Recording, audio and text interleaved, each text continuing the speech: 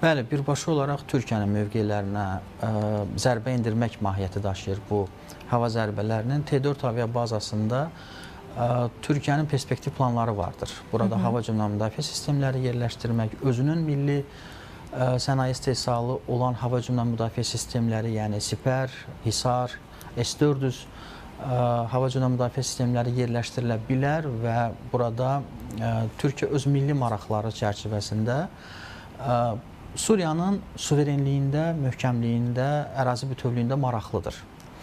Və heç vaxt olmadığı qədər bugün Türkiyə Suriya ərazisində öz mövqelərini möhkəmləndirib.